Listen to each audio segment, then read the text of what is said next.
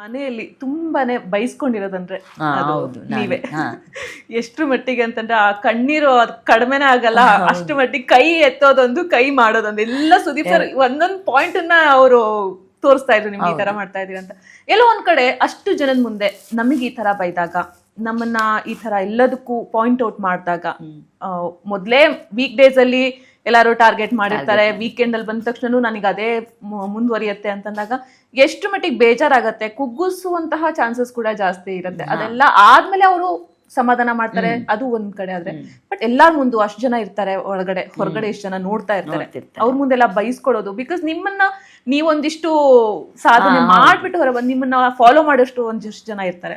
So ಎಲ್ಲ ಒಂದ್ ಕಡೆ ಅವ್ರಿಗೆ ಬೇಜಾರಾಗತ್ತೆ, ನಿಮಗೆ ಬೇಜಾರಾಗುತ್ತೆ, ನಿಮ್ ಮನೇಲಿ ಇರೋರಿಗೆ ಬೇಜಾರಾಗುತ್ತೆ. ಸೊ ಈ ತರ ಸಿಚುವೇಶನ್ ಬಂದಾಗ ನಿಮಗೆ ಹೇಗ್ ಅನಿಸ್ತಾ ಇತ್ತು? ಬಹಳ ಬೇಜಾರಾಗ್ತಿತ್ತು. ಅಂದ್ರೆ ಅದೇ ಕೆಲವರು ಬೇರೆಯವ್ರು ಮಾಡಿರೋ ತಪ್ಪುಗಳು ಅಷ್ಟು ದೊಡ್ಡದಾಗಿ ಚರ್ಚೆ ಆಗದೆ ಇದ್ದಾಗ, ನನ್ನ ಚಿಕ್ಕ ಚಿಕ್ಕ ತಪ್ಪುಗಳು ದೊಡ್ಡದಾಗಿ ಚರ್ಚೆ ಆದಾಗ ಬೇಜಾರಂತೂ ಖಂಡಿತ ಆಗಿದ್ದೆ. ನಾನು ಹೊರಗಡೆ ಬಂದಾಗ ಅಮ್ಮನ ಹತ್ರ ಮಾತಾಡಿದಾಗ್ಲೂ ಅಮ್ಮನೂ ಅದೇ ಅಂತ, ನಾನು ತುಂಬ ಬೇಜಾರಾಗಿತ್ತು ನನಗೆ ಅಂತ ತುಂಬ ಜನ ನನಗೀಗ 2 ದಿನದಲ್ಲಿ ಫೋನ್ ಎಲ್ಲ ಮಾಡೋವಾಗ್ಲೂ ಅದನ್ನು ಹೇಳ್ತಿದ್ರು, ನಮಗೆ ಬೇಜಾರಾಗ್ತಿತ್ತು ಈ ಥರ ವಿಚಾರದಲ್ಲಿ ಅಂತ. ಒಳಗಡೆ ಇದ್ದಾಗ ನನಗೆ ಬೇಜಾರಾಗ್ತಿತ್ತು. ಜೀವನದಲ್ಲಿ ನಾನು ಈ ಥರ ತುಂಬ ಸಂಕಷ್ಟಗಳನ್ನು ಎದುರಿಸಿದವಳು. ಸೊ ಮಾಡದೇ ಇರೋ ತಪ್ಪಿಗೆ ಅಪಮಾನಗಳನ್ನು, ಟೀಕೆಗಳನ್ನು, ಟಿಪ್ಪಣಿಗಳನ್ನು ಜೀವನದುದ್ದಕ್ಕೂ ಎದುರಿಸ್ಕೊಂಡೇ ನಾನು ಸಾಮಾಜಿಕ ಜೀವನಕ್ಕೆ ಬಂದವಳು. ಹಾಗಾಗಿ ನಾನು ಭಾಳ ಸಲ ಅಂದ್ಕೊಡ್ತಿದ್ದೆ, ಅಂದರೆ ನನ್ನ ತಲೆನಲ್ಲಿ ಇರ್ತಿದ್ದಿದ್ದು ಒಂದೇ, ಯಾರು ಎಷ್ಟೇ ಟೀಕೆ ಟಿಪ್ಪಣಿ ಮಾಡಲಿ ಕೊನೆದಾಗ ಹೋಗುವಾಗ ಅವ್ರ ಹತ್ರ ಸೈ ಅಂತ ಅನ್ನಿಸ್ಕೊಂಡು ಹೋಗ್ಬೇಕು. ನಾನು ತುಂಬ ಸಲ ನಾನೇ ಕೇಳಿದ್ದಿದ್ದೆ, ಬಿಗೋದು ಇಲ್ಲ ನಾನು ಮನೆಗೆ ಹೊರಟೋಗ್ತೀನಿ ಅಂತ. ಆಮೇಲೆ ಕೂತ್ಕೊಂಡು ಕುಗ್ದೆ ನಾನು ಯಾಕೆ ಮತ್ತೆ ವಾಪಸ್ ಬೌನ್ಸ್ ಬ್ಯಾಕ್ ಮಾಡ್ತಿದ್ದೆ ಅಂದರೆ, ಯಾರು ಆಡಿದಾರೆ ಅವ್ರ ಎದುರುಗಡೆ ನಾನು ತೋರಿಸ್ಬೇಕು, ನಾನು ಅದಲ್ಲ ಅನ್ನೋದನ್ನ ತೋರಿಸ್ಬೇಕು. ನನ್ನ ಜೀವನದ ಭಾಳ ದೊಡ್ಡ ಗುರಿ ಅದೇನೆ. ದೊಡ್ಡ ದೊಡ್ಡ ಸಾಧನೆ ಮಾಡುವ ಕನಸುಗಳು ನನಗಿಲ್ಲ ಜೀವನದಲ್ಲಿ. ನನಗಿರೋದು ಆಡ್ಕೊಂಡವ್ರ ಮುಂದೆ ಗೆದ್ದು ತೋರಿಸ್ಬೇಕು ಅನ್ನೋದು ಯಾವಾಗಲೂ ಇರ್ತಿತ್ತು. ಯಾರೆಲ್ಲ ಅಂದಿದ್ದಾರೆ ಅವ್ರ ಎದುರುಗಡೆ ಅದಲ್ಲ ಅನ್ನೋದು ಸಾಬೀತು ಮಾಡಿ ತೋರಿಸ್ಬೇಕು ಅಂತ.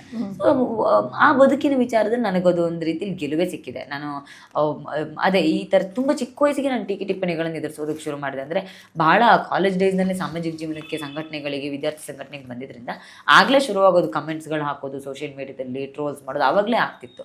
ಸೊ ಆಗಲೇ ಅಂಜದೆ ಕುಗ್ಗದೆ ಹೋದವಳು ಈಗಲೂ ಕುಗ್ಗಬಾರ್ದು ಅನ್ನೋದು ಅನಿಸ್ತಿತ್ತು ನನಗೆ. ಆ ನಿರ್ಧಾರ ಏನಿದೆ ನಂಗೆ ಈಗ ಹೊರಗಡೆ ಬಂದ್ಮೇಲೆ ಖುಷಿ ಕೊಟ್ಟಿದೆ. ಜನ ಅದನ್ನು ಅಬ್ಸರ್ವ್ ಮಾಡಿದ್ರು. ನೀವು ಟಾರ್ಗೆಟ್ ಆಗ್ತಿದ್ರಿ, ನಿಮ್ಮ ತುಂಬ ಕುಗ್ಸೋ ಪ್ರಯತ್ನಗಳಾಗ್ತಿತ್ತು, ಆದರೂ ನೀವು ಕುಗ್ಲಿಲ್ಲ ಅನ್ನೋದನ್ನ ಜನ ಅಬ್ಸರ್ವ್ ಮಾಡಿದ್ರಲ್ಲ, ಅದು ನಂಗೆ ದೊಡ್ಡ ಗಿಫ್ಟ್ ಅಂತ ನಾನು ಅನ್ಕೊಳ್ತೇನೆ. ಆ್ಯಂಡ್ ಯಾರೆಲ್ಲ ಕುಗ್ಸೋ ಪ್ರಯತ್ನ ಮಾಡಿದ್ರು ಅವರೇ ಉತ್ತಮ ಕೊಟ್ಟರು. ಸುದೀಪ್ ಸರ್ ಎಷ್ಟೇ ಬೈದರು, ಕೊನೆದೋಗೋ ವೆಲ್ ಪ್ಲೇಡ್ ಅಂತ ಅವರೇ ಚಪ್ಪಾಳೆ ತಟ್ಟು ಕಳಿಸಿದ್ರು. ಸೊ ಅದೆಲ್ಲ ಒಂದು ಕಡೆ. ಮತ್ತು ಒಂದು ವೀಕೆಂಡಲ್ಲಿ ಸುದೀಪ್ ಸರ್ ಹೇಳ್ತಾರೆ, ಈಸಿ ಪ್ಯಾಟರ್ನ್ ಕಾಣಿಸ್ತಾ ಇದೆ, ಈಸಿ ಟಾರ್ಗೆಟ್ಸ್ ಈ ಥರ ಅವ್ರು ಆಗ್ತಿದೆ ಅನ್ನೋ ಪ್ಯಾಟರ್ನ್ ಕಾಣಿಸ್ತಾ ಇದೆ ಅನ್ನೋದನ್ನು ಅವರೇ ಒಪ್ಕೊಂಡ್ರು, ಅವರೇ ಹೇಳಿದ್ರು ಕೂಡ. ಸೊ ಇದೆಲ್ಲ ಒಂದು ಕಡೆ. ಅದೇ ನೀವು ಉಳಿಪೆಟ್ಟನ್ನು ಸಹಿಸ್ಕೊಂಡಾಗಲೇ ಒಂದು ಕಲ್ಲು ಶಿಲೆ ಆಗತ್ತೆ ಅಂತ ಹೇಳ್ತಾರಲ್ಲ, ಉಳಿಪೆಟ್ಟನ್ನು ಸಹಿಸ್ಕೊಳ್ಳುವ ಶಕ್ತಿ ಭಗವಂತ ನನಗೆ ಕೊಟ್ಟಿದ್ದ. ಹಾಗಾಗಿ ಶಿಲೆಯಾಗಿ ಉತ್ತಮ ತಗೊಂಡು ಹೊರಗಡೆ ಬಂದೆ ಅನ್ಸುತ್ತೆ. ಇಷ್ಟು ಜನರು ಪ್ರೀತಿ ಪಡ್ಕೊಳ್ಳೋದಕ್ಕೆ ಅದು ಕಾರಣ ಆಯಿತು ಅನ್ಸುತ್ತೆ. ಮೋಸ್ಟ್ಲಿ ಅವತ್ತು ಕುಗ್ಗಿ ನಾನು ವಾಪಸ್ ಹೊರಗಡೆ ಹೋಗ್ಬಿಟ್ಟಿದ್ದಿದ್ರೆ ಅಪವಾದದನ್ನು ಹೊತ್ಕೊಂಡು ಹೊರಗಡೆ ಬರ್ತಿದ್ದೆ. ಇವತ್ತು ಯಾವ ಅಪವಾದ ಇಲ್ಲದೆ ಎಲ್ಲವನ್ನು ಕಳ್ಕೊಂಡು ಪರಿಶುದ್ಧಳಾಗಿ ಹೊರಗಡೆ ಬಂದಿರೋದಿದೆಯಲ್ಲ, ಅದು ನನಗೆ ತೃಪ್ತಿ ಇದೆ ಅಂತ. ನಾನು ಎಲ್ರಿಗೂ ಜೀವನಕ್ಕೆ ಅದು ಪಾಠ. ಯಾರು ಎಷ್ಟೇ ಅಪಮಾನ ಮಾಡಲಿ, ಟೀಕೆ ಮಾಡಲಿ, ಟಾರ್ಗೆಟ್ ಮಾಡಲಿ, ಕುಗ್ಗಿಸ್ಲಿ, ಅಂಜಬೇಡಿ, ಕುಗ್ಗಬೇಡಿ, ಎದುರಿಸಿ. ಬದುಕು ಮುಂದೊಂದು ದಿನ ತುಂಬ ದೊಡ್ಡದನ್ನು, ತುಂಬ ಒಳ್ಳೆಯದನ್ನು ಕೊಡುತ್ತೆ ಅನ್ನೋದನ್ನು ನಂಬ್ತೀನಿ.